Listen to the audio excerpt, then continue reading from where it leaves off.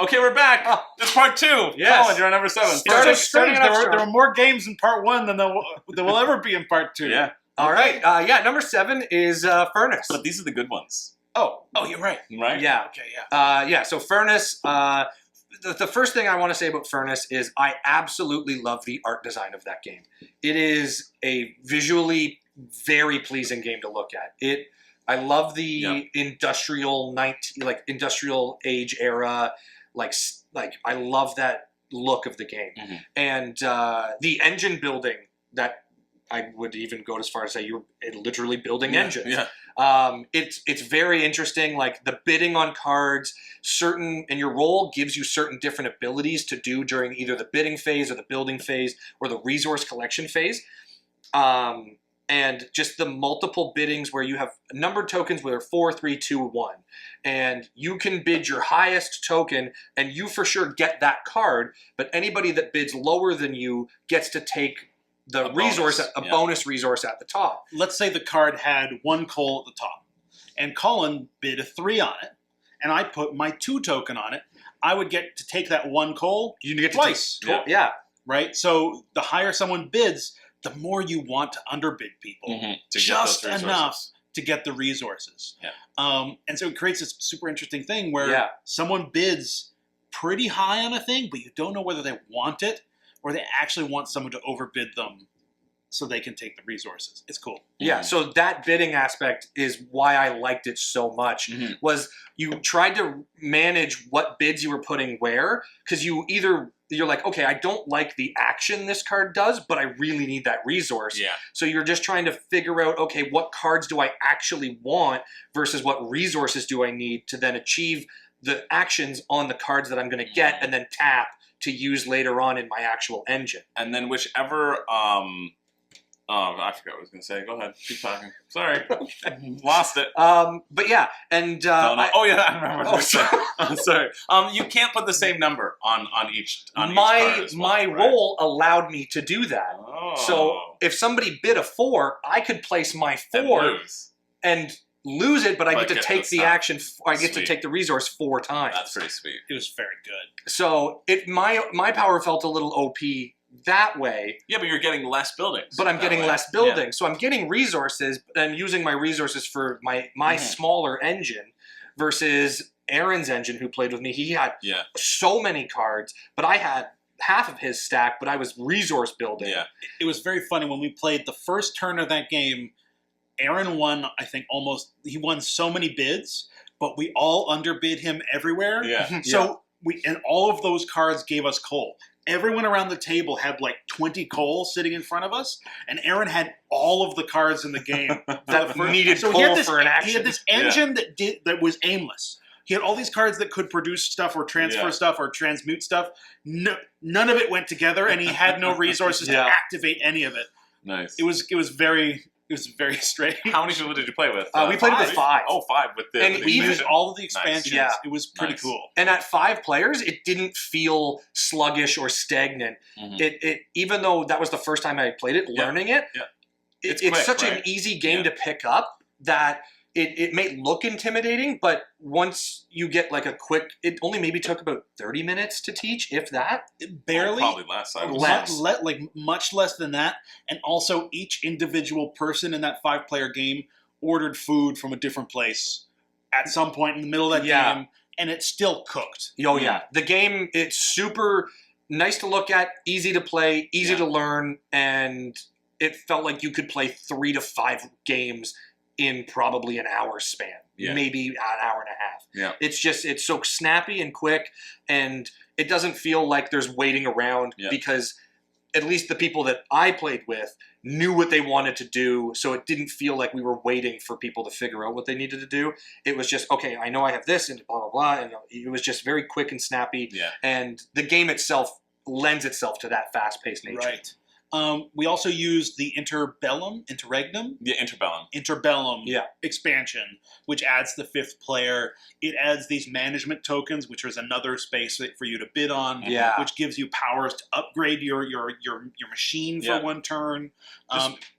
Raises the complexity just a little bit. But even then, it didn't. It was not that. It didn't feel like it was super still not that complex. No, the nature of the game did not change. Yeah. There was another player, I think it was Aaron, owns the game without any expansions. Because you played my copy, right? Yeah, I played your copy. And his eyes popped like mosquitoes in this bug zapper. And like he's gonna go buy the expansion. I don't know if he'll buy the expansion, but he seemed to really enjoy the shake up to that formula. Yeah, I like everything that the expansion adds. I'm probably gonna put a review out on that once I get enough plays in to feel good about talking about all the aspects of it. But yeah, Furnish was my my number 7. I'm glad you guys played that. I'm glad you liked it. Yeah, it's very close to being a buy for me. Very close to being a buy.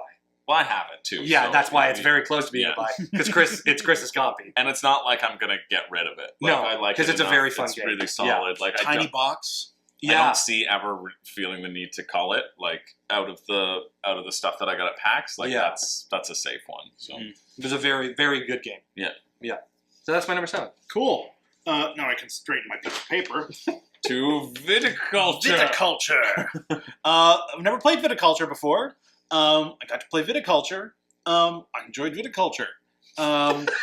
It's a game. What's it called again? Viticulture. Right. Yes. There we go. Yeah. You really have to build a society that really thinks about vitality. That's why it's called. No, it's about vineyards. You build a vineyard. You try to squeeze those grapes as hard as you can, and juice them.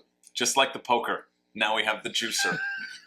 And you let that juice sort of rot in your basement for a bit, and it turns into wine. That's what the poker does. Viticulture is a fun game. It's a worker placement game.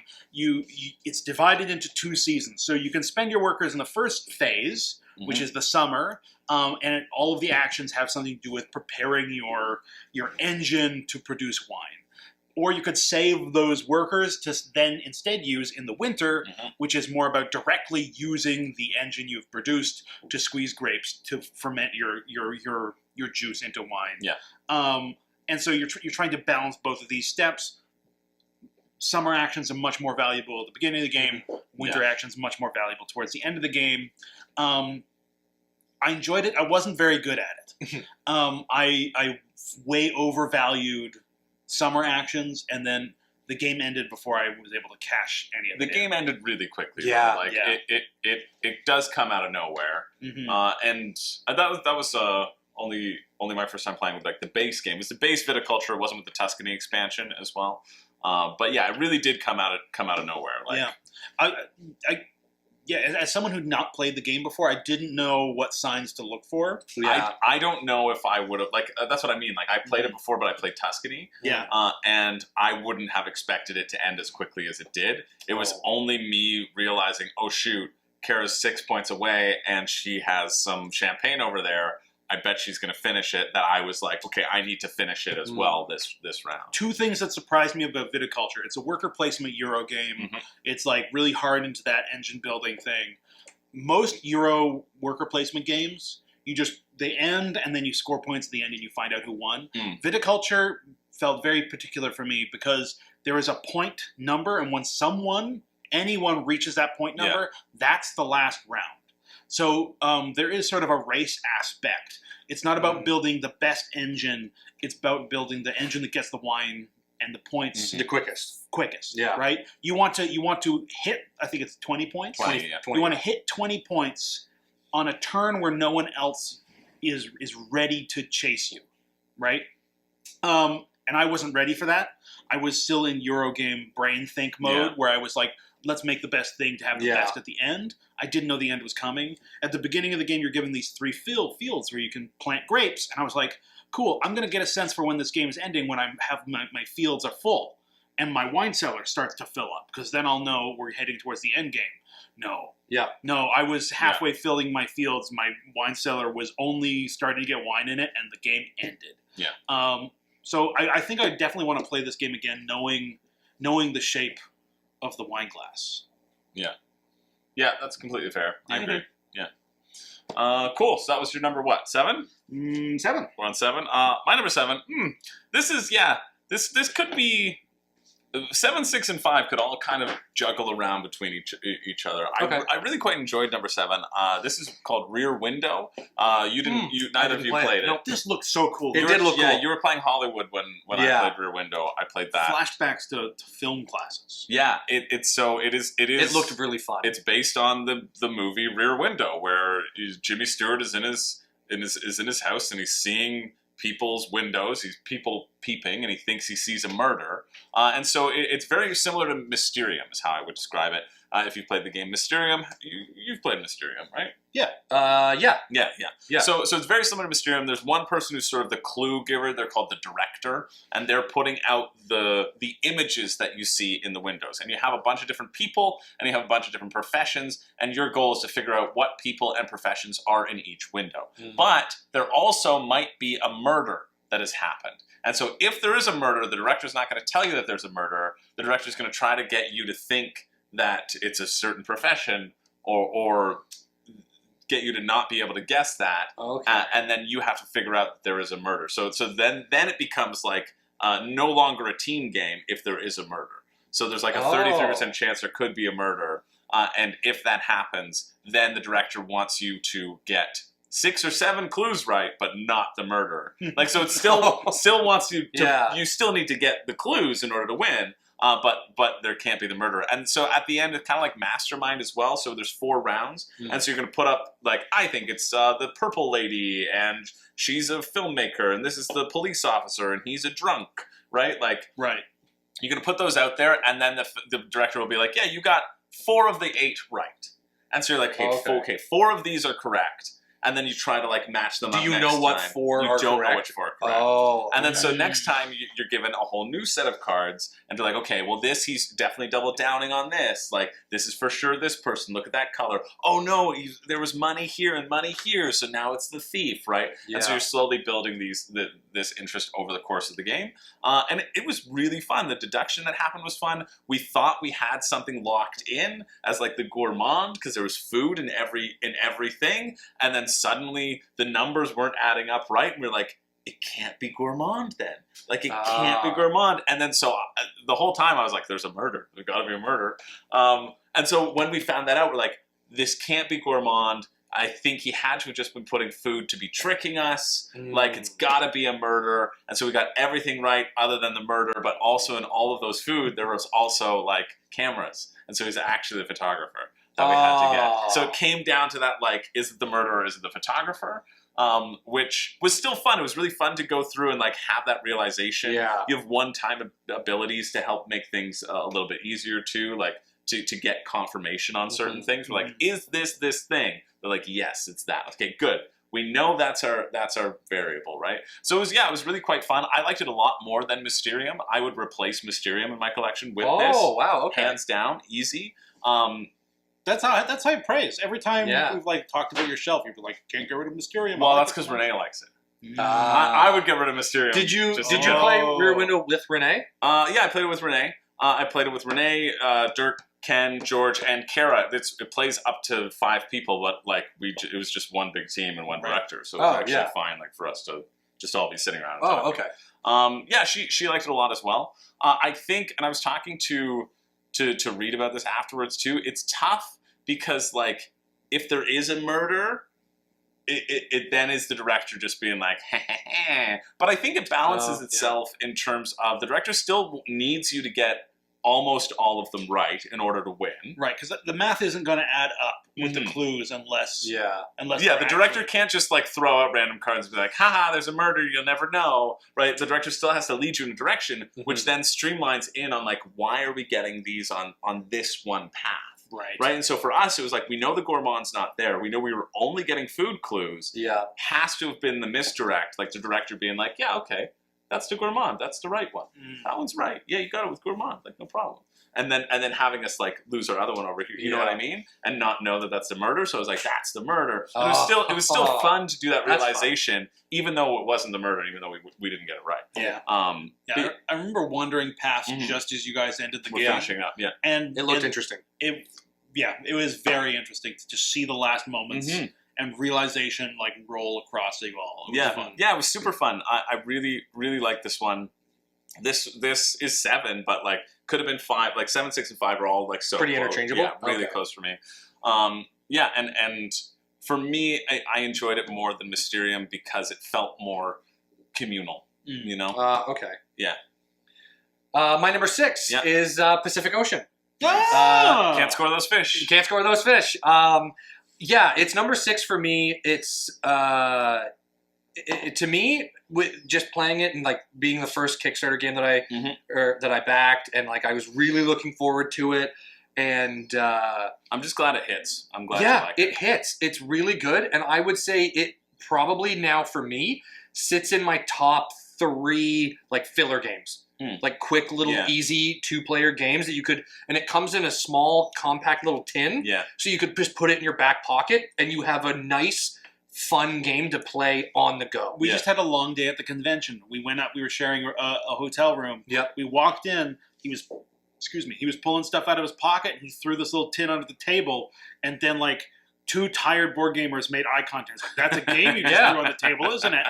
That little tin box, and bam. Played it immediately. Any good game that fits in your pocket is multiplied. So I would recommend, if you can find a copy of. It's probably hard. It's probably not in retail, right? It was a smaller run on Kickstarter. Didn't blow up, but if you can find a copy of it, I would recommend. That's a buy for me. Yeah. Like it's a buy for me because I bought it, but I would recommend it because it's it's a beautifully designed game, super easy to pick up, such a small rule book, and like you can, like I said, I played it with my girlfriend, and you can change the rules kind of how you, but like, I think it's a nice, quick, easy, super fun filler game. Yeah, nice. Yeah, I'm glad it's good. Because it was also, I feel like it was my pick of the week. I think it was your pick for you. Yeah. On when you did on the crowdfunding countdown. Yeah. Like, I thought it looked cool too. So How long ago was that? Last year. But it's a small tin, right? Yeah. Like, it's small tin. You don't have to make a whole mold, like 100 molds of minis. No. And then like produce them and ship them, right? Like, you're making from the time I backed it to when it got shipped and delivered, it was maybe a couple of months. Yeah. Like, I think I backed it in... Stuff some cards in a tin and send them out. That's I think I backed it in the summer and I got it in the fall. Yeah. Like, it was very quick. Cool. So, but yeah, like, I don't think it's in retail, but if you can find a copy in the third market area, definitely pick up a copy. You won't find it in the secondhand market, but you might find it in the third-hand market. Not the second-hand market, the third-hand market. Get out to that fish market. Yeah. Head down to your local fishmonger, and you can't score those fish. Oh, you can't score those fish. Just take them and walk away. That's how you play.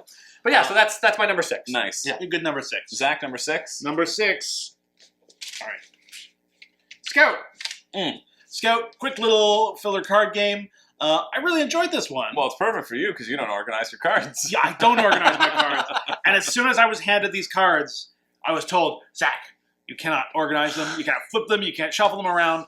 You're dealt a hand of cards, and they have to stay in the order that they're in. And on your turn... Sounds wonderful for him. Mm-hmm. On your turn, you want to play either pairs, or triplets, or quadruplets, or you want to play runs like 1, 2, 3, 4, 5. Whoever has played the highest... Like, let's say I played 2 2s. The next person in the row, in order to beat that, would have to play 3 2s, or 2 3s. Or a 1, 2, and a 3, in order to score bigger than that. And they score my cards that I played as points. Yeah. If the next player cannot beat the cards I've put down, they take one of their cards and add it to their hand, and you're trying to go out of your hand first. And I also get a point because they couldn't beat my card. And you just keep going around until someone's out, and then you score negative points for all the cards still in your hand. You score positive points for all of the cards you took, and all of the cards other people took from you. It's fast, it's fun, it's snappy. It's oink. It's a little pig, apparently. All right. I really enjoyed this one. I like the theme. The theme is the cards need to beat each other. The theme is the circus, and all of them have names on them, and they also have like, this is the juggler. You're never gonna look at those at all. We played like, I didn't even notice them. We played like 4 or 5 rounds of this game, and at the very end we were packing it up, and I looked at a card and I was like, why does it say John? Why does it say John Trapeze? Oh, on the other side it says John Castanets. Oh, okay, John is a performer and we're building I don't know why it's called Scout. Am I talent scouting? You're talent scouting for the circus. This is a dumb theme. You're a Del Trapeze, and I'm a Del Trapeze. But this is number 6 on your list. Yeah. Oh, no, the theme is dumb. The game is great. Oh, okay. Right? Yeah, it's just quick. The theme is completely irrelevant. Okay. They could have saved the ink. They didn't need to tell me castanets. But I did really enjoy this game. Yeah. Okay. Yeah. Nice. My number 6 is a game in the Key series. It's not Key Party, that's something different, but it's Key Harvest. So if you're familiar, Keyflower is a very good game. This doesn't top Keyflower for me, but this was a really, I've never played any of the others. There's Keeper, there's other stuff. I've never played any in the Key series other than Keyflower and Key Party. But the premise of Key Harvest is it still retains what is great about Keyflower in terms of you have stuff hidden behind a screen and you need to bid that stuff or spend it on things that other people want. Oh, so it's like quinoa. Yeah, exactly. Very similar to quinoa. Oh. You're I'm so sorry. proud of yourself there. It's very good. I'm very happy about that. But everybody has the same map, and you're all fighting for tiles that go in the same position on each map. So if I get E2, no one else can have E2 on their map. There's going to be a gaping hole in their map where E2 could have been. And so you're trying to create clusters, two very large clusters of tiles, and each tile has resources on them that you can then harvest. You're also trying to create connecting things together, because then you can all harvest them all at the same time. You can bring in these workers to help you harvest and help you do different things, which will also score you points. Something very important, you're going to score your biggest cluster and your second biggest cluster, but your second biggest cluster is the one that's worth more points. Yeah. So you could make a giant collection of tiles, but you want to keep them almost equal size. Separate. Right? So if you see someone else is running away with a big location, they might score a lot less than someone who has 2 little locations that are very similar in size. Oh, they would. That was me. I made a bad mistake about swapping tiles early on, and I got trapped up top, and I didn't have the tiles that would let me break out of that. And so I was like, okay, I'll make that my second one because I wanted to expand in a different way. And I was like, great, this is going to be really good. I'm going to now create a smaller thing up here. But I got totally blocked out, and then had to try to start anew, but by then it was too late. So I just really had this one cluster that I was working on, and I came in last. But it was still like really, really solid, really fun. It was the first game of the convention that I played. It was a lovely way to start the convention. We were walking by, and people were like, hey, you want to play this? I was like, yep, great. Sat down, learned it, played it. Nice. It was really, really great. My one gripe might be at the 4-player count. I think it might work better at a smaller player count, just because sometimes, like, the conceit of the game, there's an open market, and you can take something and put it on your own mat, and then you can determine how much that thing's going to cost. And so if somebody wants it, they then have to pay you those resources, and you get those resources. So you can be like, that's a really important piece for those 3 people. I'm taking it, and I'm making it cost 4 green. And somebody just has to pay you 4 green if they want it, and all of the people want it. I like that aspect of it. Unless someone makes something cost 4 green, and you have no green because all the other 3 players have picked up all the green resources, and you can't, there's no way you can buy it, and he doesn't want it, so it's going to sit in his store it's sit there forever. Yeah. Which could happen. It also could happen that, like, if I'm going, Zach, I can pull out a tile that would be really good for me. Zach can be like, and it could be really good for me, and it could be really good for the player after Zach. And Zach could be like, great, I'm taking this tile. Someone's going to have to pay me this much, and I would love to pay that much, but just because of the turn order, the other person can get to it first, right? So you are hitting that little bit of randomness with the 4 players, which I felt came up more often than I would have liked. Not just for me, but I saw it happening with like a lot of people around the table. And so I guess kind of it balances out that way if it happens. But I just think maybe at a 2-player, as you're bouncing off each other, you're really trying to keep track of what the resources the other opponent has, so you can get something for cheaper. What I really love about Keyflower is that if I know that nobody else has yellow meeples, I can be like, great, I'm bidding a yellow meeple for this tile, and no one can bid for it.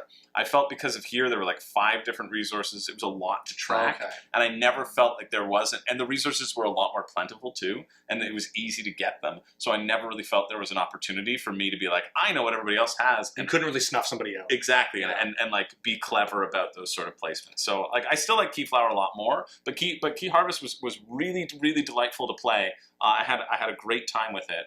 And yeah, had a lot of fun. Something I really liked about Key Harvest was in a lot of these sorts of games, you have like your own little puzzle and you're working on it. It doesn't really involve everyone else. And Key Harvest is the same, but something that like I really enjoyed was because we're all fighting over the same tiles on the same map.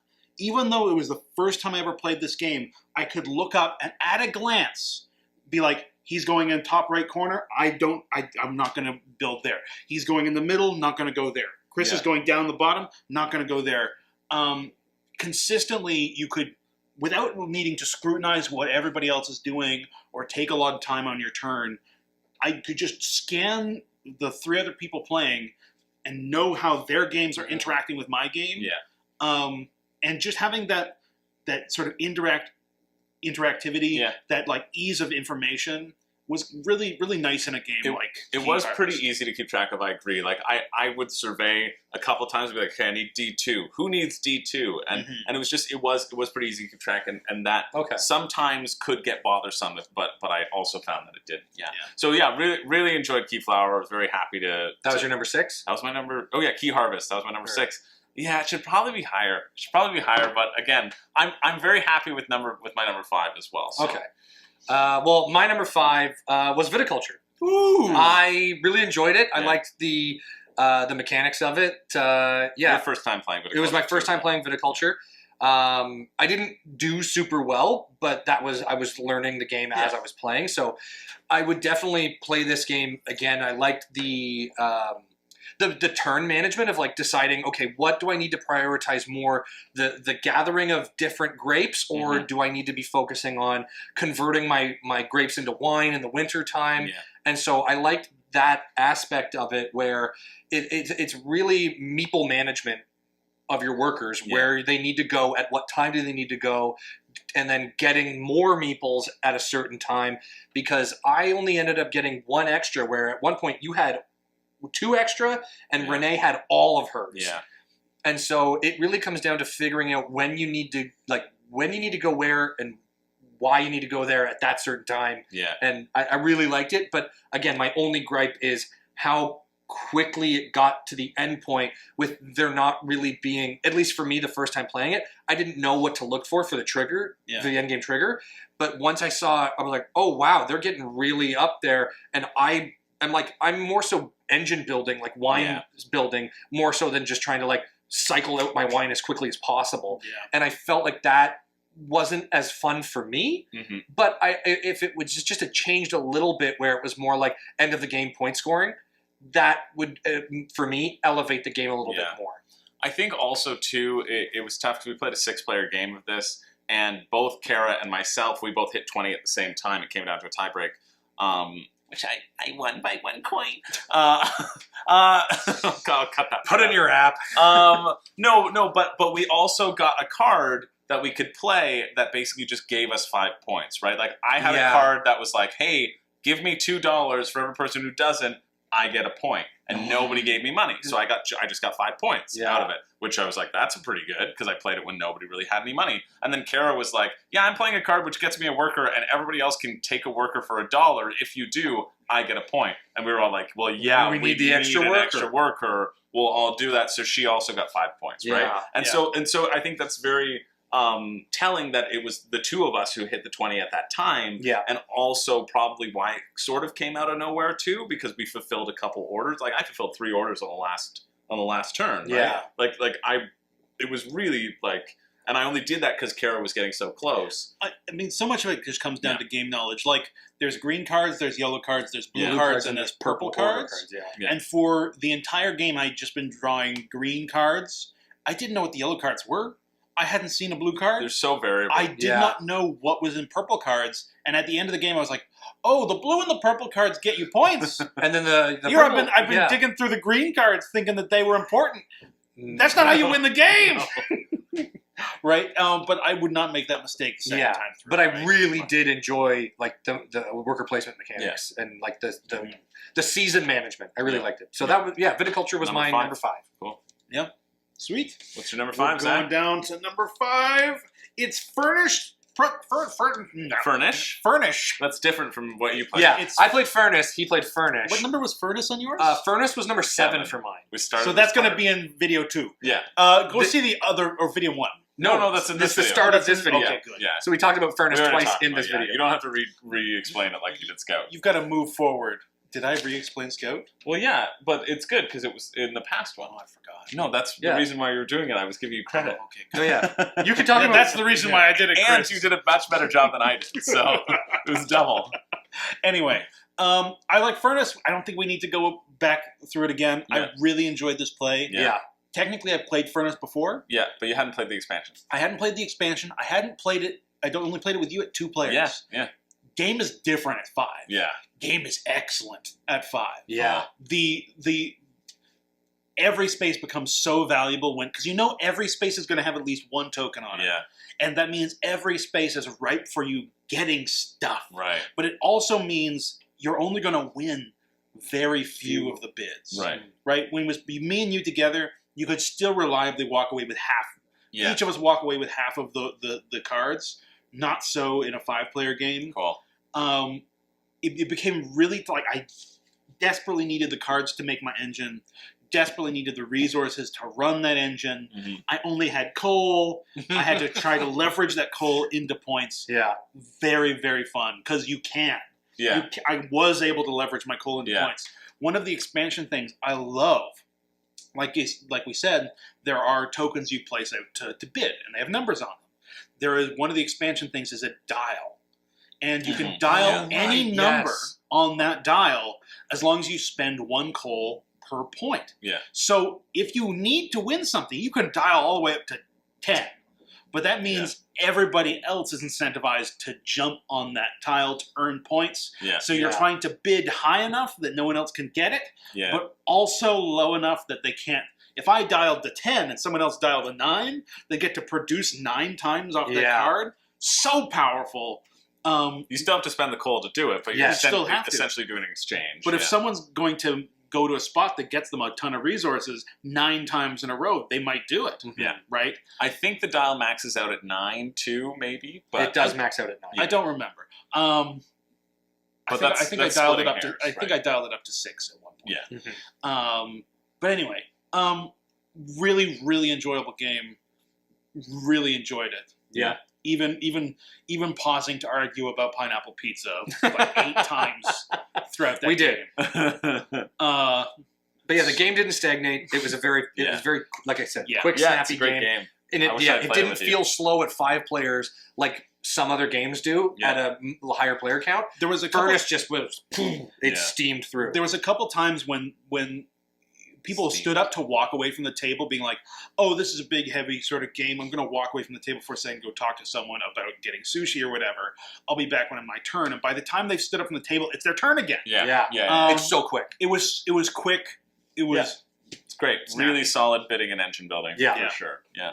Nice number 5. My number 5 was in part 2 for part 1 for both of you. Oh. This is a party game. This is Fun Facts. Really? Your Fun number Facts 5? was number 5. It could have been number 7. Could have been number 7. You liked that game? I had a wonderful time with it. Oh, man. That's so why I kept, odd to me. I know. It's weird. So odd to me. I know. You usually don't like that kind of game. I know, but I just had a wonderful time. I just had a really lovely time. Okay. And I think it's for a few reasons. I think, again, kind of what you said when we talked about it, that it was the very beginning of the con. Yeah. So it is that sort of icebreaker game. And I remember watching a play of this on Board Game Geek. They have like a Let's Play sort of thing. And I watched it. I was like, that looks really stupid. And I was like, no world would that game ever be fun at all. And then getting to it, I was like, you know what? This is a wonderful, wonderful icebreaker game. I think that's exactly what it is meant for. It is meant to break the ice with large groups. It is meant to create that sort of conversation like you know those games where they pretend to be games and it's just really like, how many times have you swam in the sea, right? Never have I ever. Never have I ever. Yeah. Yeah. But it's that in a way that actually like feels somewhat gamified, but not. It doesn't err too much on the side of like, let's just break the ice. Yeah. You have this activity that kind of facilitates it. You are trying to game each other with knowing the numbers. My favorite part of it was like what you had to describe your shy factor. This was the thing that I really liked. How shy are you on a scale from 0 to 100? And I'm like, this is a really cool. It's a cool thing because it's self-analysis, right? Like it's self-reflective, and you can that also is like. I would go through for a con and like hand pick the cards that I want to know about people. That's right. fair. Like that could create that sort of discussion. And so it was really like that was really fun for me because I was like I put a 7 and I was like I think I put more than Colin. And so I just slid above Colin. Colin had a 5. And I was like, yeah, I think like there's some instances where like I would self-identify as like a little bit more shy. And like I always knew that like you feel more on the sort of introverted spectrum, right? Like that sort of thing. Because like you put like a 25. Oh, I thought he put like a 72.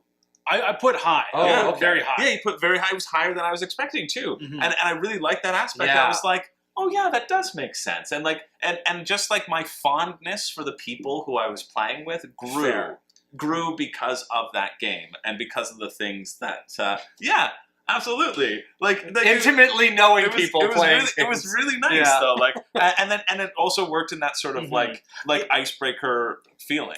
Something that was really nice about that game that was very kind about it was instead of asking a table full of strangers to make judgments about you. Yeah. It was about, okay, everyone's going to place themselves on the scale. Where do I go in relation to everybody else, right? And when you discovered you were right, you were like, this is where I fit in this group. And when you were wrong, you like looked up and you discovered like, oh, that's something I didn't know about. Every discovery was a delightful one rather than like a mortifying. Yeah. And so because of that, it was really nice. I also really liked just being able to do the moment of it's like on average, how many drinks do you have? Do you have like a week? And like I don't really drink that much. I know Zach doesn't drink that much, but I put myself I put 0. But I put myself over Zach when I could have put myself under Zach. Like, if it's the same number, you tie. But I was like, you know what? I'm like, this is like a friend move. That's how confident you are. This is a friend move that, like, I know I'm 0, but I'm a higher 0 than Zach. Right. Right? Like, in terms of that. So, like, those sorts of, like, that moment that I am getting that right felt really good. So, I think because of that, it was just, like, I think that's exactly, it was a very kind game. Yeah. And it was a very, like, it was a really nice icebreaker game. And because, like, it's not something that, I don't even know if I'd buy it or care to play it again. But, like... I mean, for what you did at the con... It was really quite nice. A game I've never played before that is not on my list because I didn't want to put it there. I played Wavelength for the first time at this con. Oh, yeah. Night and day, right? I enjoyed... You enjoyed Fun Facts more than Fun Wavelength? Facts way more than Wavelength. Okay. And maybe Wavelength would be different in a smaller, tighter group of closer friends. It was a big group. It was a big group. Yeah. But yeah, Fun Facts. I think Sean over Wavelength for me. Cool. In this state. Nice instance. But yeah, that's why I put it at 5. Like it was at 7. It was at 10. It was at 12, and I was like, no, I liked it, and so I kept pushing it up. So still at the bottom of my list. That's why I was happy for it. Like I love your points about it, and like I can't knock any of those points. But for me personally, it was just the bottom of mine. But, no, it's fine. And that was your 5. You hate learning things about me, Colin. I get it. That was my number 5. My number 4 was a game first time playing. Great Western Trail, New Zealand. That is my number 4. It's my first introduction into the Great Western Trail games. I haven't played any other one. But this one was just, it was so much fun. And just watching the game go from like, okay, we're just starting out step by step. And then it just picked up pace as the game progressed. Yeah. Because the more wool you sell, the more sheep you get. The game just picked up pace so quickly, just like how a train starts. Start slow, and then as the engine gets going, it picks up pace. And that's thematically appropriate, seeing how there's no trains in that game. But there But are yes. trains in the other Great Western Trail. But no, I think at the top there's kind of the train rail tech. You don't follow have the boats. train rail. There's You- boats. Yeah. There's But you follow the trail up. But I think it was really good introduction into the Great Western Trail, series for me. I would love to play the original just to see how that is in comparison. But yeah, I really liked the collection of sheep. The build, it was just I don't know really what else to talk about for this game because there's so much to talk about in this version that it, at some points when I was learning did feel overwhelming. Yeah. But as you got going, it started all connecting and making sense a little bit more because it took about an hour to teach the game. Yeah, maybe a little less, but a decent amount of time for sure. Because there's a lot of moving parts. There's a lot of moving parts in the game, but none of it feels too complex. Where you're like, and especially you had never played Great Western Trail before. Never played Great Western Trail. It's also one of those games where if you want the competition to be fair, you need everyone around the table to understand all the nuances. Yeah. You can't leave out explaining a system and hope to explain it later because if you're going to use that system to get points, everyone else also needs to know about that system.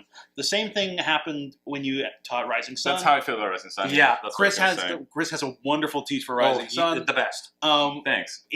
It sometimes takes a little long time, especially when there's brand new players. Yeah. But it's worth it because you need. But it's vital information. You need to understand. It feels like it takes too long. I want to shorten it, but I agree. But you can't shorten it because there's a lot of vital information that you need to know. The confidence with which new players you've taught Rising Sun are able to enter into that game, very impressive. That's good. And you want that in a big, complicated game, so that you can fight each other. Yeah. If you're gonna fight someone in a basement, you need to both get there. You gotta get in the basement to fight. Are you talking about Fight Club? Are you talking about those juices again? My metaphors fall apart. Continue. But yeah, Great Western Trail, New Zealand. I loved it. Nice. But like I said, at some points, some things were overwhelming, like the boats at the top. Learning that mechanic when I was just trying to focus on getting my sheep up to the shearer. Or get it up to sell my wool or whatever. So at some points I did feel like, okay, I need to focus on getting this part down instead of this. Yeah. So I feel like on my second play, I would take advantage of more of the game. It's a lot for first. We had the benefit of playing it, having already played Great Western Trail before, right? So knowing that sort of base and the cycling and looking for the differences, whereas you had to learn the whole system. Yeah. But yeah, so that's. I know your guys are going to talk about it probably a little bit more because I've already played Great Western Trail. So. Oh, that's fair. Well, that was my number 4. Cool. Zach, your number 4? My number 4 is Key Harvest. Okay. I really enjoyed Key Harvest. You like it more than Keyflower? I like it much more than Keyflower. Oh, I know you were. I know you've played a lot of Keyflower, and you stopped specifically playing Keyflower to not be too good to play against people. Yeah. Right? Like, that's what happens on Board Game Arena, right? Like, if you play too much on Board Game Arena. Really? Yeah, like, Keyflower is one of those games where it depends on the game, right? Where that barrier to entry is so significant, where, like, if you're playing a player who knows it versus, like, just stepping in. If you're so good at fighting people in the basement, no one wants to go into the basement with you. You never get to fight in the basement again. Yeah. So me never having played Keyflower or Key Harvest versus you get turned Key Harvest, I think, has less of that barrier. Right. I agree. Yeah. Oh, okay. Yeah. Key Harvest, I really enjoyed it. We've talked a lot about it. Yeah. I enjoyed all the interaction for what there was. I enjoyed the little mini puzzle. I enjoyed... There was lots of little choices with workers you got to place, and then you could bounce the workers to place them again. Yeah, that was fun. It was just very satisfying, and for such a dry-looking game, I had a disproportionate... Like, I sat down and was like, oh, all right, it's a sort of a washed-out palette to this game. There's all these tiles. It looks sort of like a crunchy, boring little puzzle, and it completely defeated my first impression of it. As we played it. It defeated it quickly, and I enjoyed my entire play. Yeah, it belongs up here on my list. Yeah, it was a joyful experience for me because, like, I know Keyflower is being like, Keyflower's the best. Why am I going to play the other ones? Right? But having played this other one, I'm like, oh, maybe I should play Keeper and the other Quinoa. ones. Yeah, or Quinoa. So yeah, nice number 4. My number 4 has already been said as well as Viticulture. Okay. I'm including Viticulture on this list because it was my first time playing the base game. I'd only played it with the Tuscany expansion. The difference of the Tuscany is that there are 4 seasons where you place people. I think I like that, the sound of that better. Yeah, and there's also like a little mini map, which is like an area control thing. Not really area control. You're going and you're touring your wine to different regions. Got it. So there's a little bit more. There's a little bit more of that. There's a little bit more. I think the only thing about that back and forth. I think the only thing about that expansion would be I'd place all my guys in summer, and then I'd sit there for a year watching all of the cool opportunities pass me by. Yeah. Oh God. But it's I also was very surprised that I didn't notice a significant difference in feel, and that's why I wanted to talk about it too. Is that like everybody talks about Tuscany being an accent, like the most important expansion. If you're a real board gamer, you need to play Tuscany. Like it adds some complexity. Right. You go to 25 as well, so it kind of extends the game a little bit more. It's, in terms of that like race aspect and things coming up so quickly, I think it would fix that aspect of it for people. But for me, I was like, I don't notice that much of a difference, right? Okay. Because I think you get less spaces in each season. It's not like you get a whole extra like, another more 7 spots. Yeah, they kind of take one for one and one for the. You know what I mean? I feel like it's kind of jiggled around in that way. Right. So and that was actually very delightful to know and to realize and to be able to play. Yeah, really enjoyed Viticulture. Nice. I thought it was. I think it's good with Tuscany. I think it is good without, and I really like being able to definitively say that as well. That's my number 4. All right, yeah. My number 3 is another game that I had never played before, Distilled. I really enjoyed Distilled. Nice. I like the theme because who doesn't like a little drink every now and again? But that's what we learned in Fun Facts. Yeah, it's me. I like a drink every now and again. He's resorted to making moonshine. I did have some really friggin' great bourbon the other night. I was like, man, I hadn't had bullet bourbon in so long, and that's just such good bourbon. Yeah. Like, it's really nice. Good. Yeah. But Distilled is a game where you are playing a master distiller trying to distill the most amount of alcohol that you can. There's, I think, 7 different types of alcohol that you can distill. No, there's a lot 7 rounds, but there's probably 7 different types. I think there's 7 different. There's 5 rounds, and then there's each. When you play a game, you pick a card with different recipes on it for different alcohols. I believe that has 8 different alcohols. 8 different alcohols. So you can learn to distill different types. Because I know there's 7 rounds. There's always moonshine. There's always vodka. Always moonshine. Always vodka. And there's always 2 of a copper, 2 of a silver. And then there was Kamchatka. There was whiskey. And then you have your special one that your distiller knows. Oh, I'm not counting that one. Oh, okay. So 10. So 10 total. Okay, so 10 total things. Sure. Yeah. I just know I'm going by the cubes.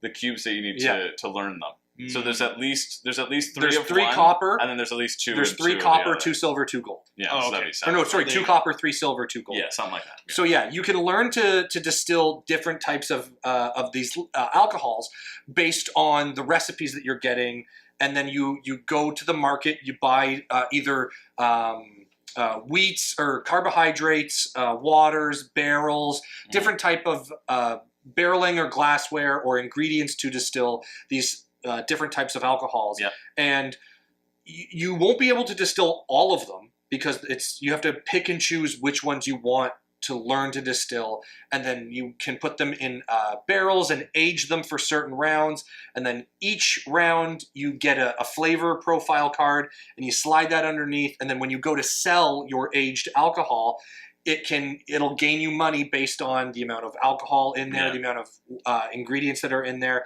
and the flavor profiles that have been added to it as it's sat and aged. Yeah. So you want to get there and you want to make sure that you're aging alcohol as soon as you can, so then when you go to sell it in the last 2 rounds, you're making the most amount of money possible. Yeah. And points, because the points are money, and money are points, and isn't that? No. Points and money are separate. Oh, points and money are separate. Maybe I've had too much to drink and I can't explain this game. but But yeah, I really like the theme of the game. The art design's fun. And I played it with Zach and Reed. Zach had played it before. Reed and I had not. But for some reason, I was having a hard time understanding what I needed to do and when I needed to do it. But for some reason, Reed... It snapped immediately for Reed. And he demolished us. What happened with you was there was one turn where Colin had a ton of ingredients, and he threw them all in, and he distilled them all, and he made a pretty valuable vodka. But when the next turn came around, he didn't have the ingredients or the money or the actions to get the ingredients to make something. So he had one dead turn when he brewed nothing. Yeah. And that turn really had a huge, like, the hole in your points. I think you were right up there with Reed if it hadn't been for that turn. Yeah. Right? If you had brewed a less ambitious vodka. But that also came down to the hand management aspect of your ingredients that you have, which I did not take into effect. It's tough because you also, what I do like about Distilled is that if you're aging things, you really want to age it because you can get more points, but then you're not selling it because you're only making one thing per round, right? So, and you need that income to purchase more things from the market. So balancing how you get that, how you sell. And when you sell your aged stuff for you. Things. And you get bonus end game points for, like one in our game, there was an example. You had to sell, if you're the first person to sell 2 liquors on a turn, you got a bunch of end game points. But you can only brew 1 liquor a turn. So you've got to have something aging and sell it, and then brew something else and sell them both at the same time. I think we had that when we played too. Because I remember doing that, and that's why I decided to sell early. Right. And so there's an interesting juggling match where you're, how long do you age stuff? Do you sell now? If you don't sell and you wait, you're going to be poor on the next round. Will you be able to brew something if you wait? Or do you need to sell now to fund your next concoction? But I really enjoyed the game, and I would definitely play it again. I'm really looking forward to my next play. Nice. Yeah. I'm glad. Yeah, I forgot you guys played this. This is great. I love this little recap because, like, I love... You like doing it a week after? Oh, yeah, no, but I love playing games with you two, obviously. But I also love not playing games with you at this convention because then I get to hear about the games that you played and get to be excited for the experiences you had. So Distilled was my number 3. Cool. My number 3... You can just open it up. I'm also trying to surprise myself. Do you forget what you put? I didn't know it. I didn't. The surprises. Scram. I'd not played Scram before. You hadn't played Scram, right? I had not played Scram. This is like a little filler game. I just put out a review of Silver Scram on the channel recently, so you can check that out. I will say, Chris, you were bragging up Scram saying it was better than Silver. You don't think so? Interesting. I much prefer Silver. I think. Interesting. Okay, cool. I think Scram is interesting in that you're playing with other people. Yeah, I love the team aspect. I want to swing from the fences when I play a game. Yeah. And swinging from the fences is wonderful fun when you're alone. Yeah. When you're on a team and every swing means you've kicked your partner in the face, it hurts. It hurts to do that to people. Yeah. So for that, I like Scram. I like that it's a team game. Yeah. I think I like Silver. I like Silver more. Cool. I think there's more room for expression in that game.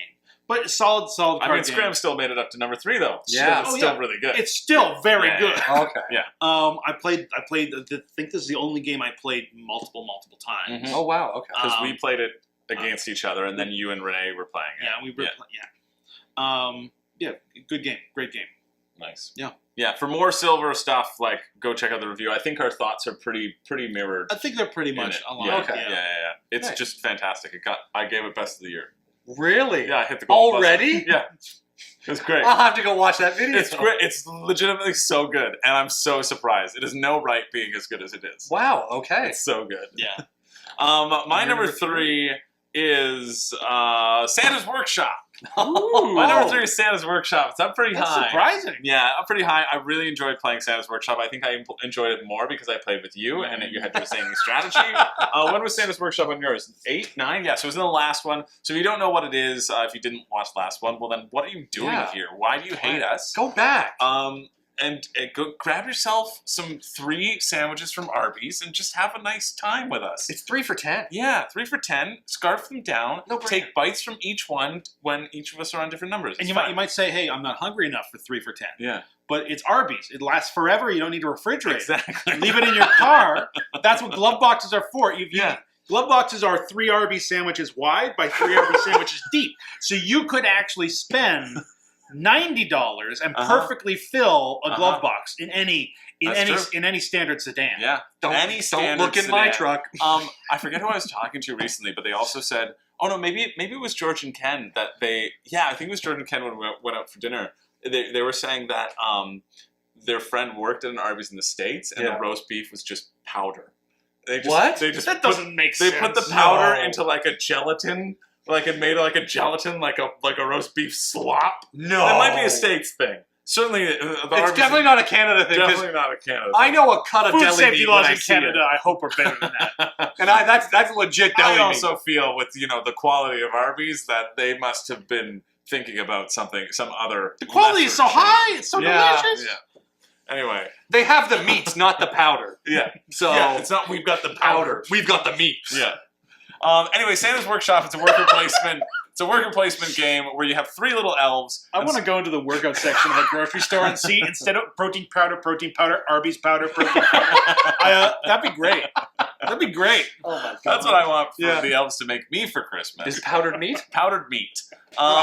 Yeah, I think it was really vastly improved because I was playing with you. Okay. And because you were going for that strategy, which I thought was very funny. Because I was mocking Santa Claus. Yeah, absolutely. You're like, no, I'm just going to contribute to the cloth fund. But I really enjoyed Santa's Workshop, and I also took a look. We only played the base game. I wish we played the more advanced game because you flip it over. There's a lot of different things that you can do. More opportunities to make cloth. More opportunities to do other things, and like. Yeah, like asymmetrical abilities. Like it really adds and builds a lot to the game, and I'm like, oh, that got me excited. I kind of wish we played it in that aspect, but there aren't a lot of good like Christmas themed games that are out there. I think it's a theme that is underserved in board gaming, and this I think really does a great job at making a light family Christmas game that like anybody can play. People are talking about it around the table, being like, oh yeah, my 5-year-old plays this. And has fun. I thought it would be more of a gimmick than it was, which is strange. There's plenty of like Halloween themed games that I don't feel are gimmicks that get played year round. Why not a Christmas one? Yeah. I think I just quite enjoyed it. I found it very simple. Like it wasn't doing anything special, but I liked that I was put into positions too where I desperately needed somebody, because you only have 18 actions total in the game. It's only 6 rounds. Wow. Okay. You're like 3 people.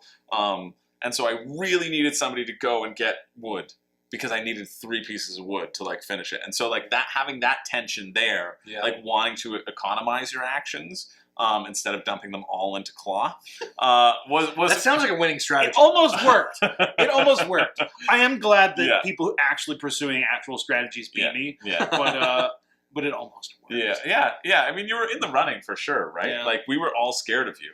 We were all scared of your thing. We were like, how do we get more points? Like it put the pressure on us, and I think that really helped it shoot up was the Zach Groombridge effect, obviously. Yeah, but yeah, like really solid. Love like Christmas themed games that are fun, and I think that's one of them. So that's why it's number 3. All right. Yeah. My number 2 is the first game that I played at the convention when I got there, called Copycat.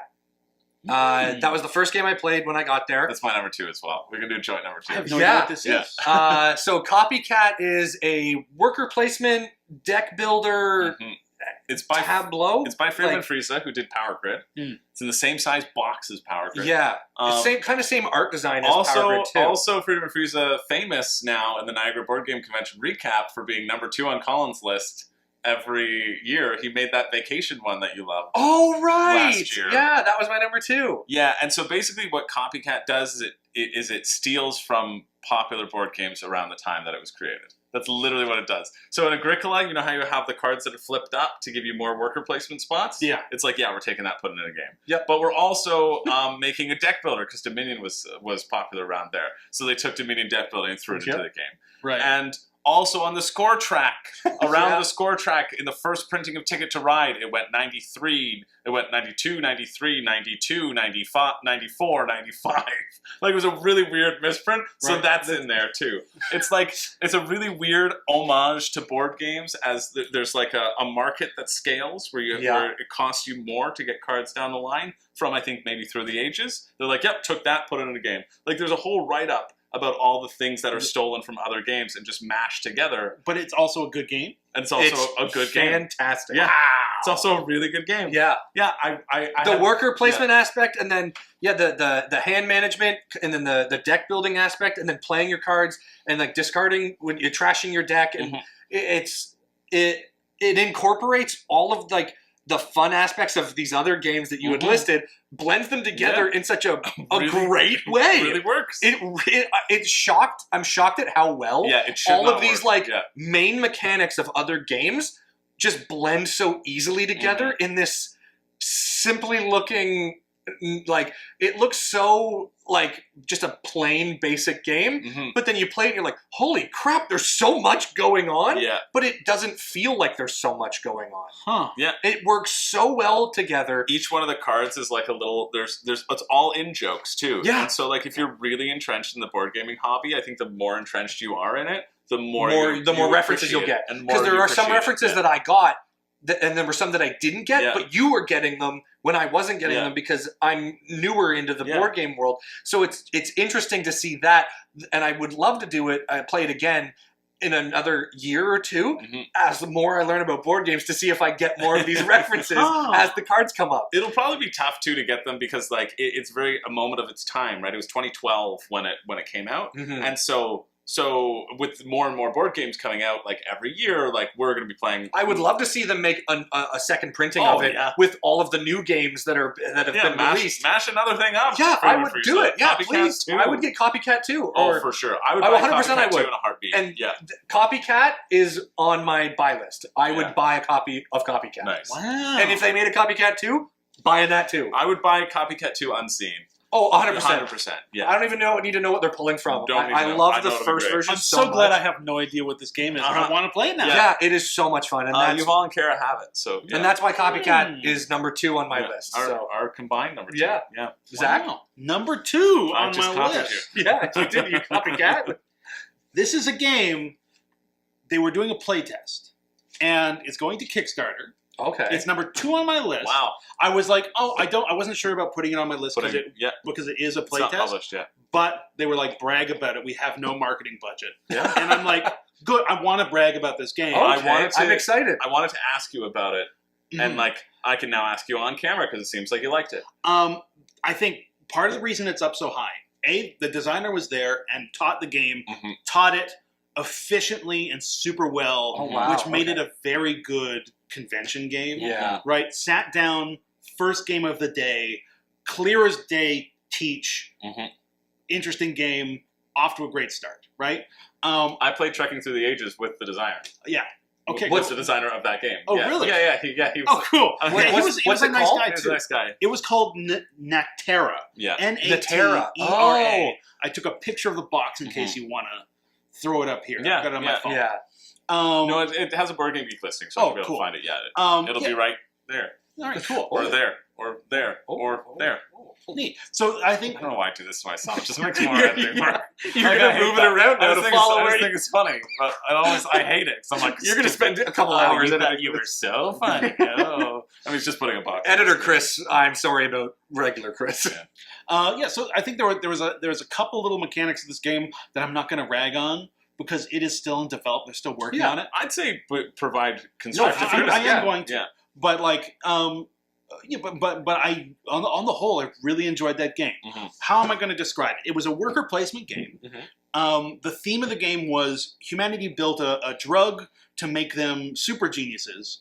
But it made humanity stupid and made all the animals super geniuses.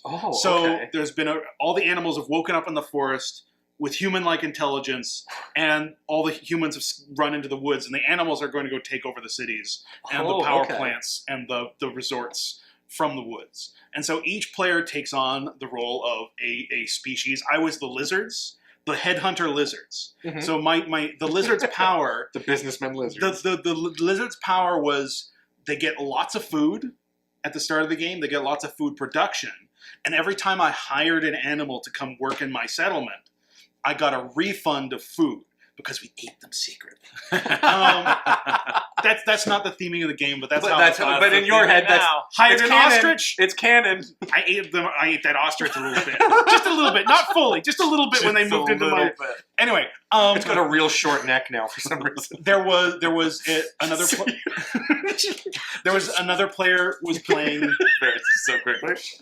Another player was playing the bears, and the bears. I hate them. The bears, all their workers were extra big. I don't know why I have to bring them so up. when they go into a location, no one else can go into the location. Yeah. The bears are big bullies. No problem. Brown bears? Did the bears steal every other people's Picnic workers? baskets? No. They didn't? The bears were excellent people, to me, anyway, Chris. Wow. Doesn't seem that thematic. If it was thematic, they would be kidnapping everybody else's family. Another player was playing the beavers, the beaver corporation. And the beavers could produce buildings easier. And when you put a building on a worker placement tile on the board, if someone else walked onto that spot to use that space, you got to also use that space because you had a building there. Gotcha? So the beavers were putting buildings on spaces that people were using on the worker placement board in order to capitalize, get resources for free for it. The bears were blocking spaces in order to try to dominate parts of the map. Every time you placed a worker on the board, there was 4 sort of quadrants of the board. Okay. If I went to the mountains, I would go up a reputation track or a sort of a control track for the mountains. Whoever was the first person to get all the way to the end of that track got 7 points at the end of the game. There was 4 different tracks, so you were sort of colonizing these different areas of the board by taking the worker actions. So I was the lizards at the start of the game. I'm trying to get as much food so I can lure people into my village so I can eat them. Hire them into my village. Yes. So I end up moving up some certain tracks. The other fun thing is every time, there's this worker placement game. It was pretty cool.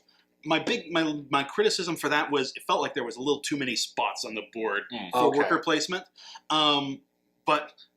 But it was really fun to place my workers. So do you need that though? Because some are going to always be blocked if you have bears. Some are always going to be blocked. Also, every faction has one large worker, so you can't always block one spot. Right. But the bears all like Viticulture. Like Viticulture. You get your mama or your papa. But all the bears were huge, so they were always blocking spots. And how many workers do you get? 3.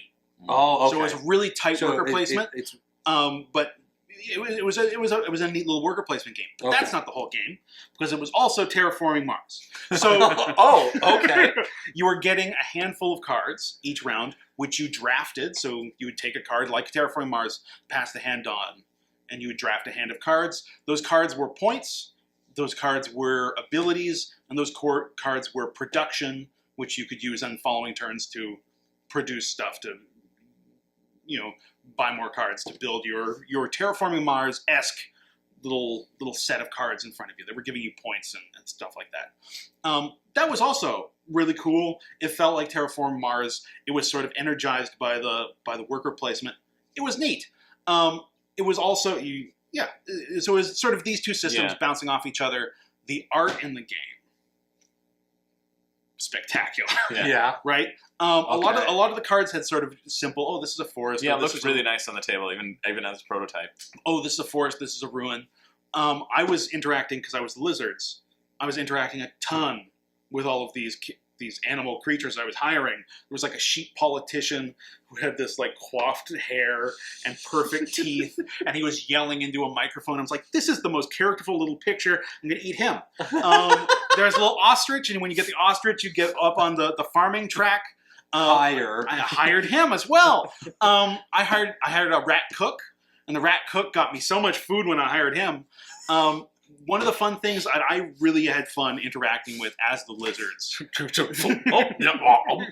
was eating the rats. I definitely was eating the rats. The rats weren't cooking anything. Oh my god. But one of the things I really liked personally, because I was the lizards, I was hiring people. Yeah. And hiring people either gets you resources or it gets you points or it gets you both. Whenever you hire someone, you got something from that card.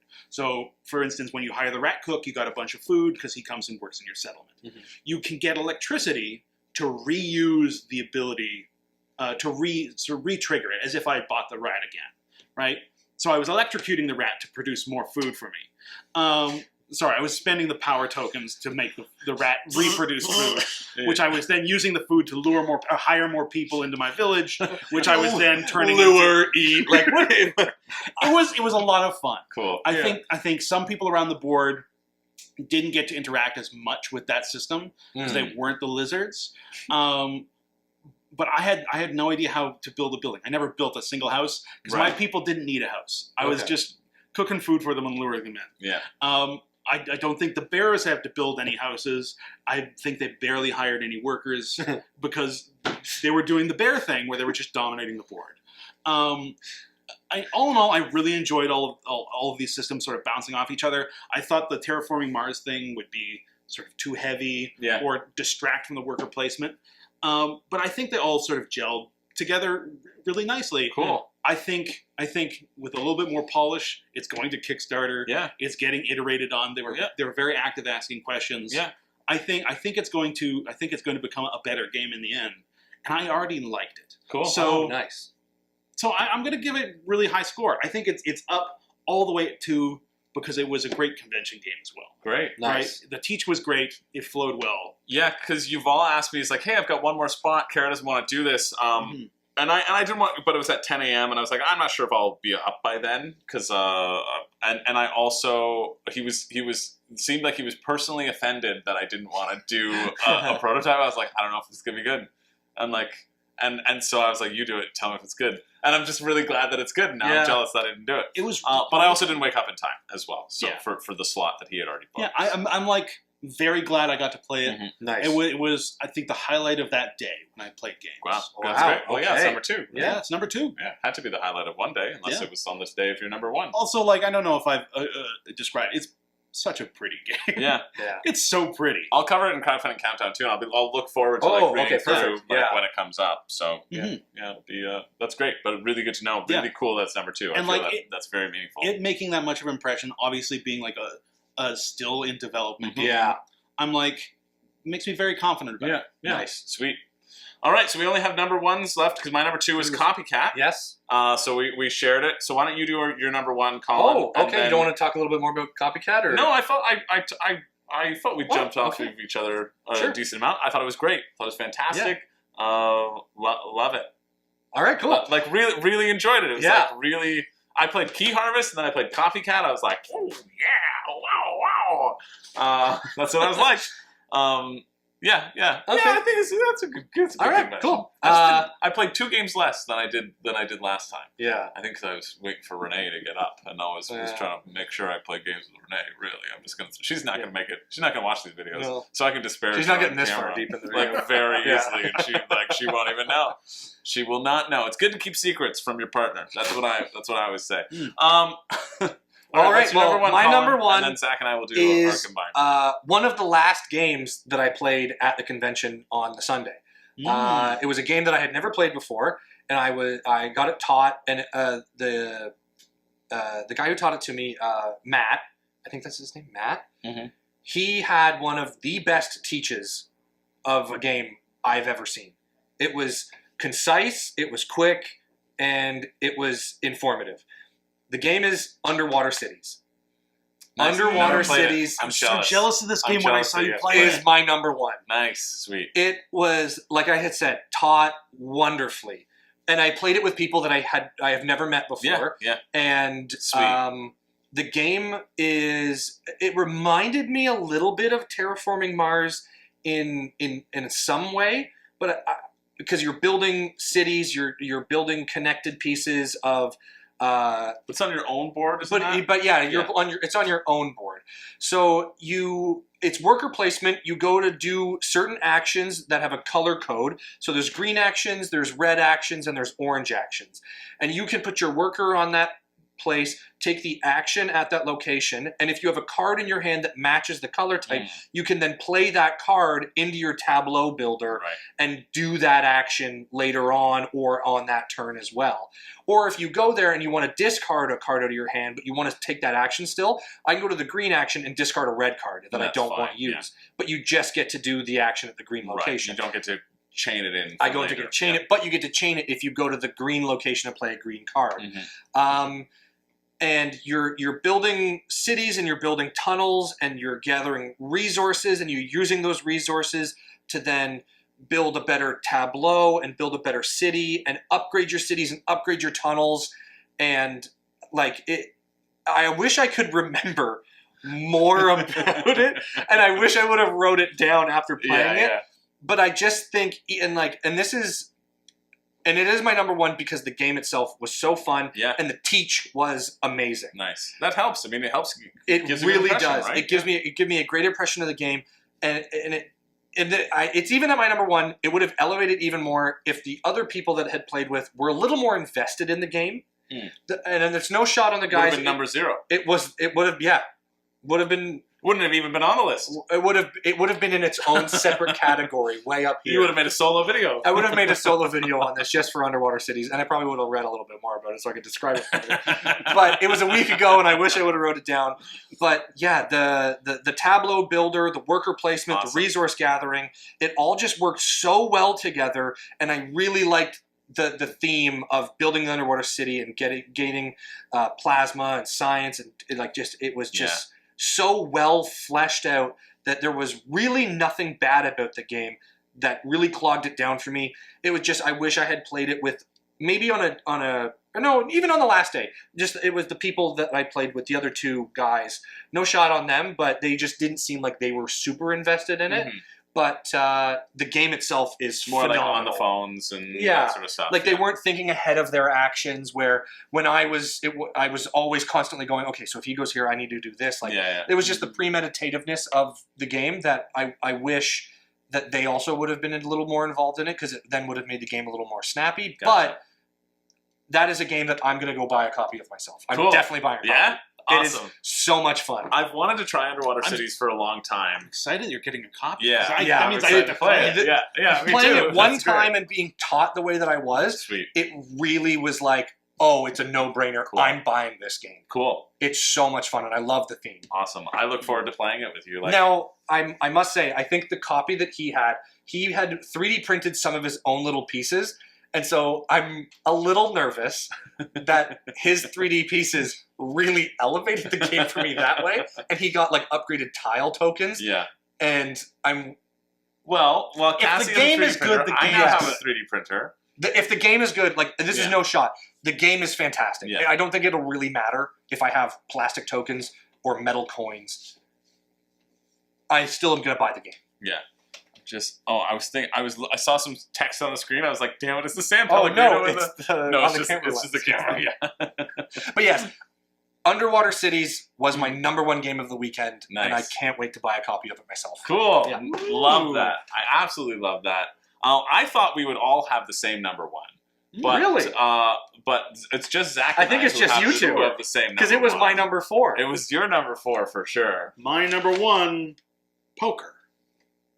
What? Get out of here. Yeah, it's not poker. My number 1 is Sheer Dem Sheep. It is Sheer Dem Sheep, Great Western Trail, Great Western Trail in New Zealand. Yeah, that's my number 1 as well.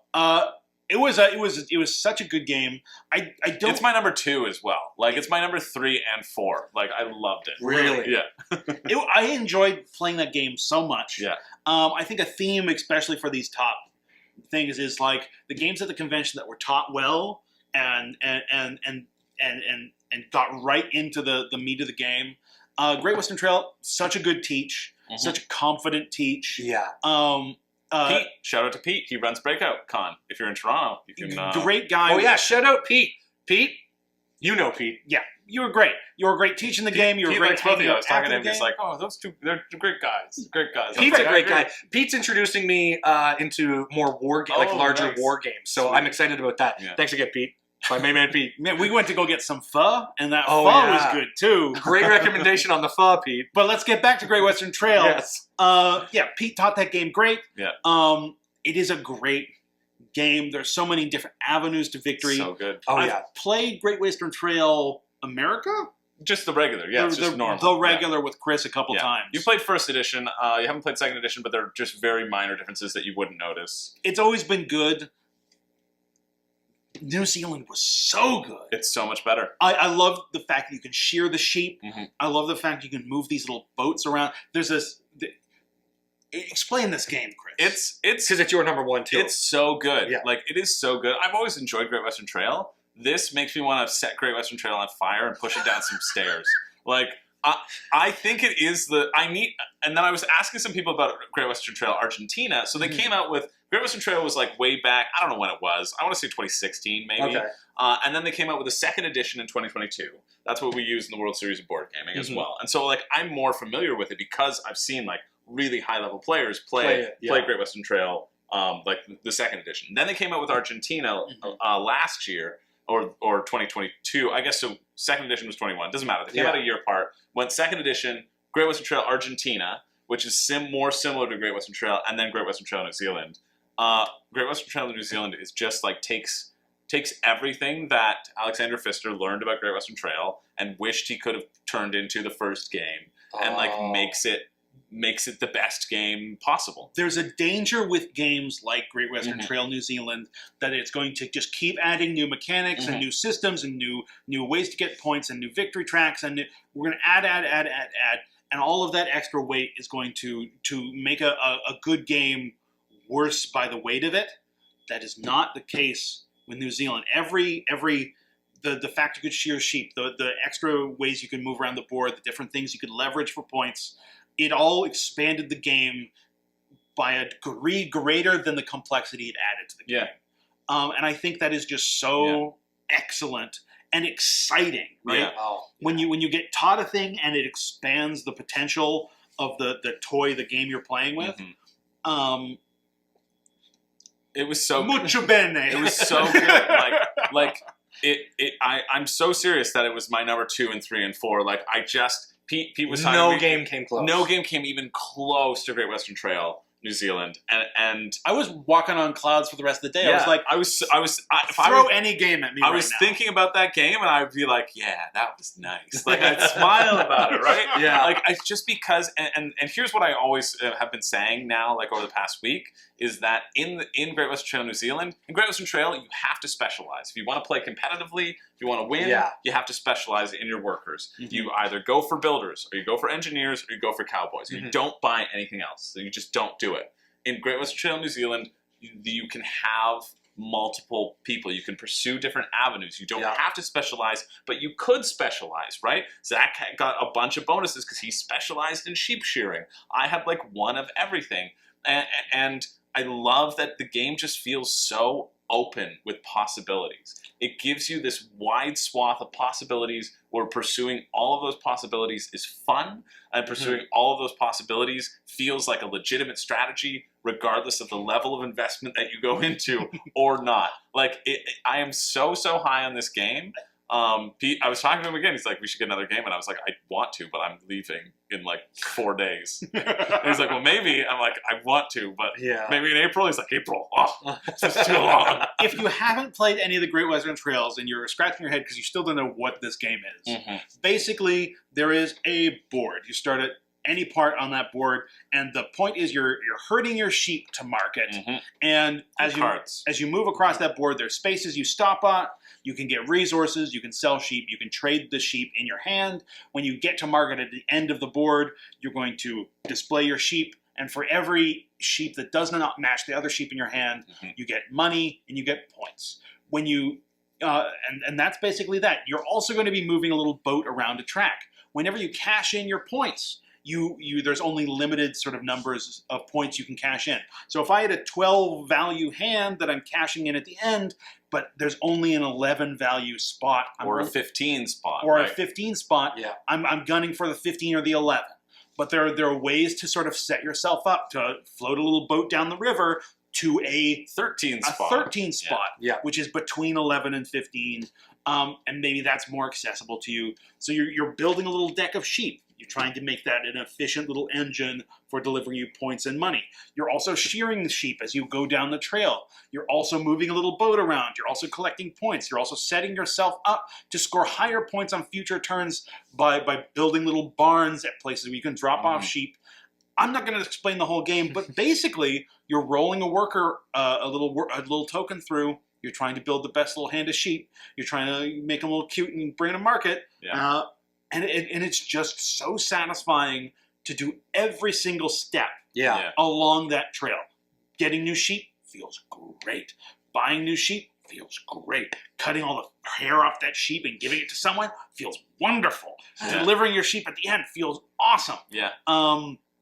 There's like a market of abilities, and if you're first to market, you can choose what goes there. Mm-hmm. And that right there is also one of my favorite changes or elevations from Great Western Trail. Mm-hmm. Great Western Trail, you have one singular market, and they all have different values. And I think Argentina does this as well.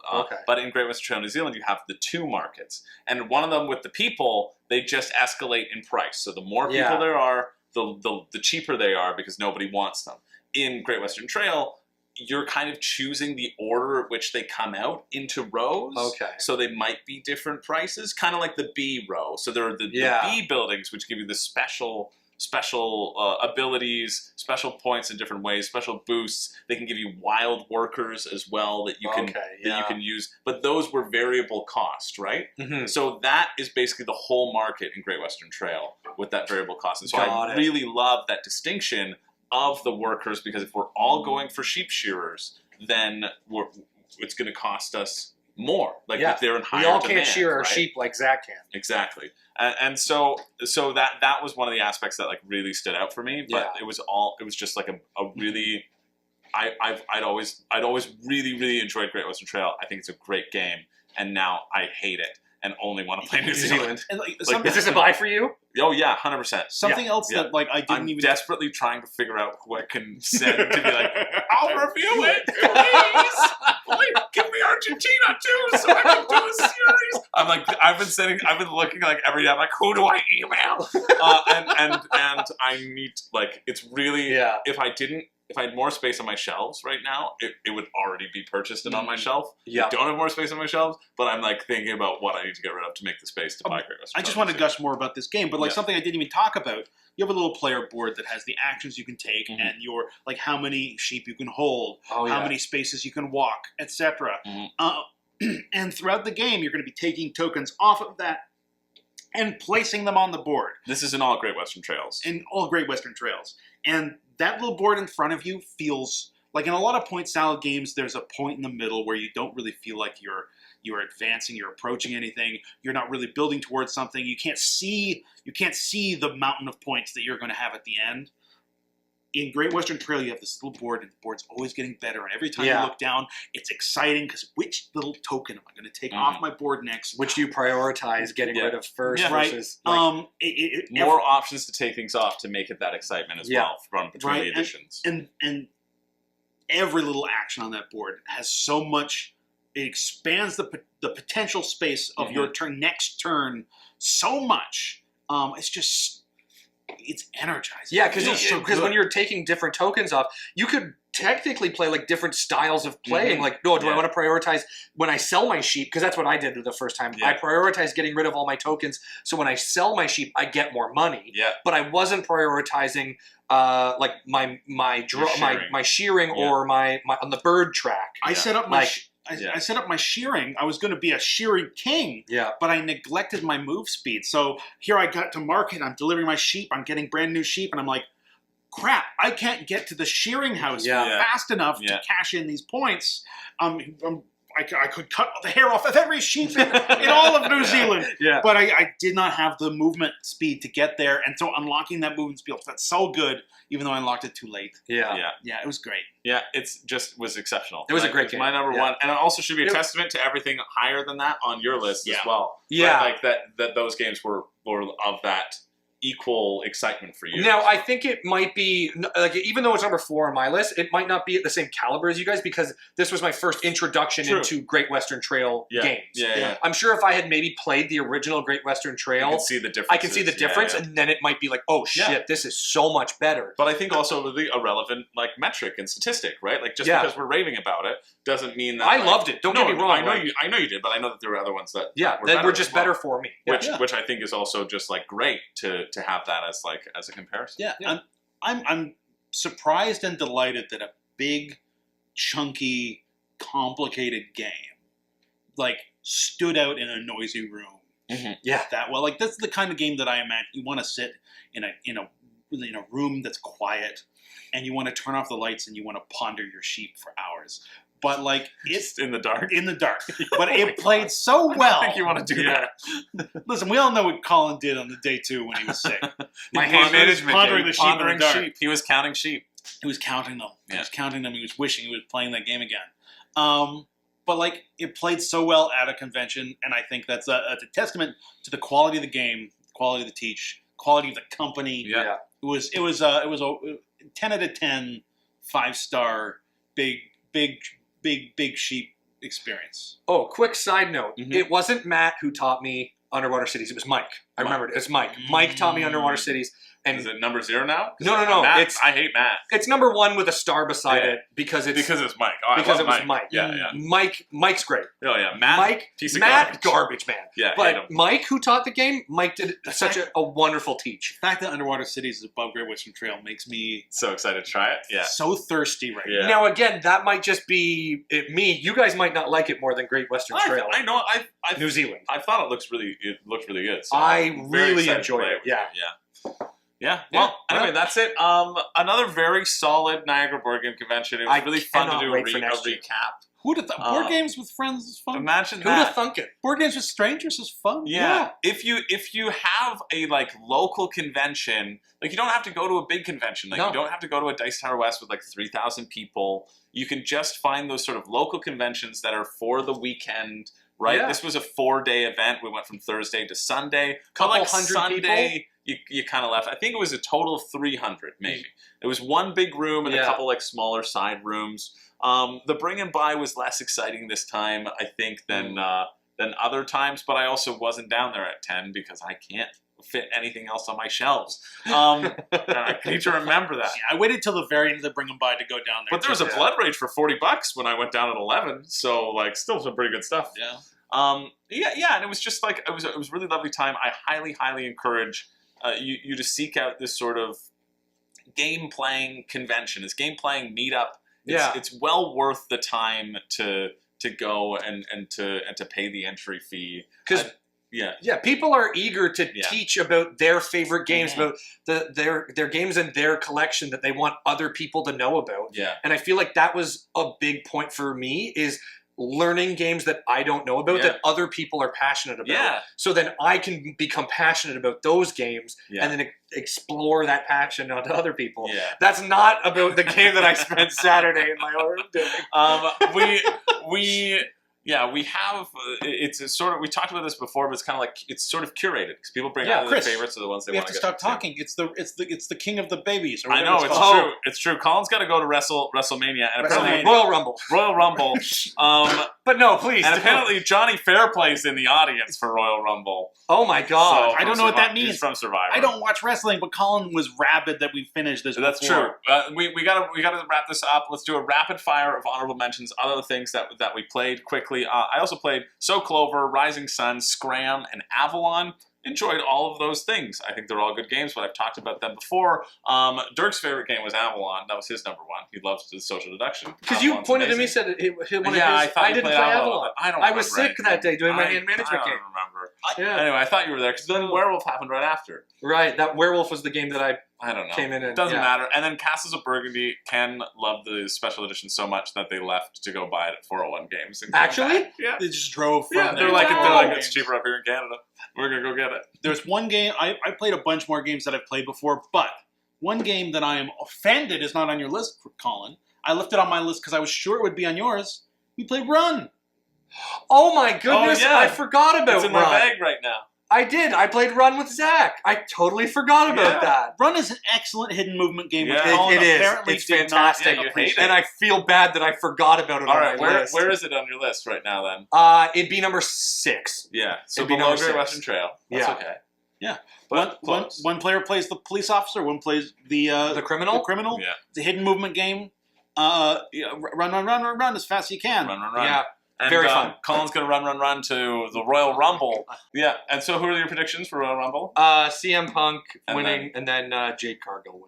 Well, Yeah. there you go. Thanks for coming to Niagara. Come to Niagara next Yeah. time. Go to your local convention. They're super fun. Or come to other sort of game playing conventions. WSBG is a great game playing convention you can win money at that I am involved in, which you could do. But there's also an open gaming ticket now. That's actually why I'm bringing it up, because it's like $140 or something like that Oh, cool. for like 5 days of gaming with the Dice Tower West Library. So like Nice. pretty good if Yeah. you're around the Vegas area, or like look up your local conventions as well, because there's so many of these. Board Game Geek has even a page which I'll try to link to as well of regional stuff. And if you know nice. your favorite regional one, drop it down in the comments, because people might be in your region, and then you can make new board gaming friends there. Do you know what I heard? What? I heard Room Board's got a brand new catchphrase. Colin, do you want to reveal it to the world? Yeah, I'm Chris George, and I don't have a catchphrase, but what's yours? Do it to it, baby.